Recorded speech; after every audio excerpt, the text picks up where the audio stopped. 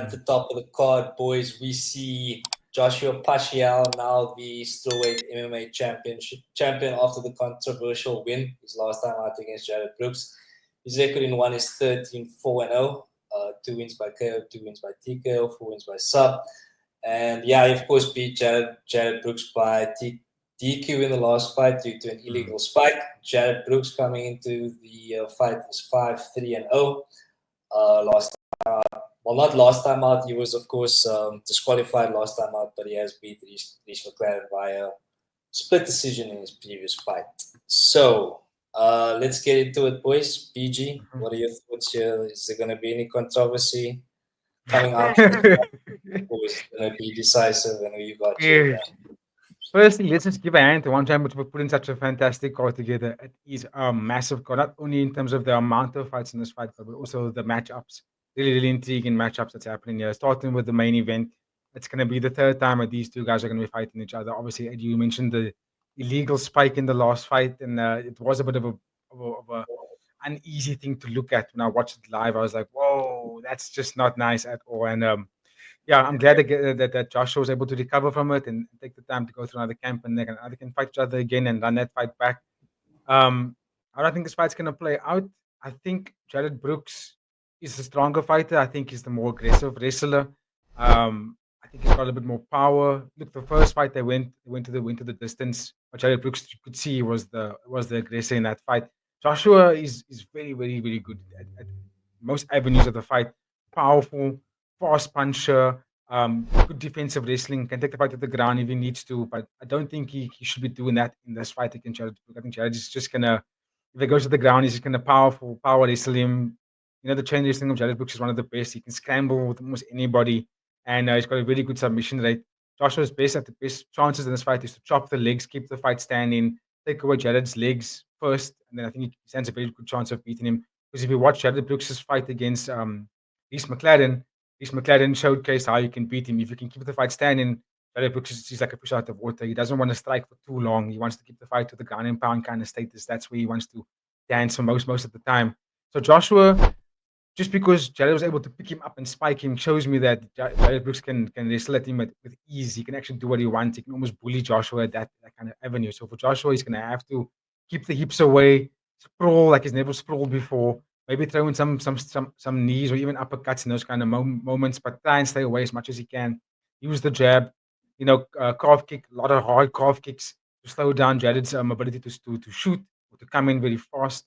It's a very intriguing matchup, dude, because these guys are matched up in a way where, with the right game plan, either one can beat each other. But I do believe that Jared is probably going to be a little bit more powerful and going to be that tornado in this fight and get the belt back and unify the title once again.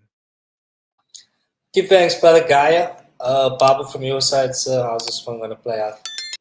I rewatched the first fight, the one where Jared Brooks actually won the fight. And it looked like he was doing anything that he wanted to at will. And I even watched like the build up to the fight, and it seemed like both fighters had the real heat coming in there. Bad blood, yeah.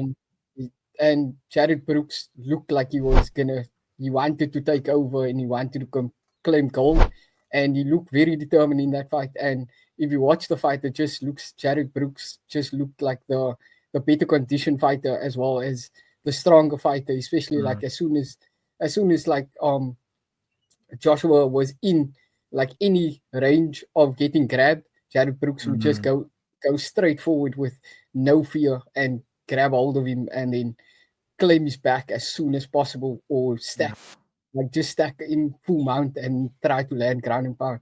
And it seems like BG said in the last fight against Reece McLaren, it seemed like the Monkey God was uneasy being at striking distance just because he has awkward movement and he has awkward like timings. So if you can offset that and keep him at bay, then he doesn't know when to shoot and when you're gonna strike, and that can potentially win you the fight, because then he's fighting on your timings and the way you want to push the fight. But I have to agree, at the end of the day, I just think Jared Brooks is going to be too much for Joshua, and I think he's just going to have a better performance than the first fight. He's just going to go out there and look to steamroll him because I don't think he has too much concern in the power of Joshua. Yeah. Okay, very nicely I will done. say- Yeah, ladies and gentlemen, let us know in the comments your thoughts on how this one plays out. BG, we'll go to you for final thoughts on this one. Yeah, thank you. The thing why I pointed out the Reece McLaren performance is because the style that Reece McLaren deployed on him is the style that I wanted to highlight. The game plan he used to almost stop the wrestling of Jared Brooks. And also, when they did wrestle, to scramble with him and not give him a moment to actually hold you down. Basically making him fight for every position and not giving up to him very easily. But that fight, why it went out that way is because Reece McLaren is a whole weight above Jared Brooks. They actually fought at a different weight in that fight. It was a catch weight fight just because Jared didn't want to stay inactive anymore while he was waiting for what's her name, for Joshua to come back. So he wanted that's why he took that fight. But I like that the fight took place because then it showcased what could be a blueprint to stop Jared Brooks, because dude, he's been beating everybody since he came into the One Championship. So yeah, I think Joshua, you must look at that tape and see if we can just, like Baba said, disrupt the rhythm of Jared Brooks to make it a little bit more competitive, because I do think he's outpowered and outmatched in this fight. Give thanks, BG. All right, boys.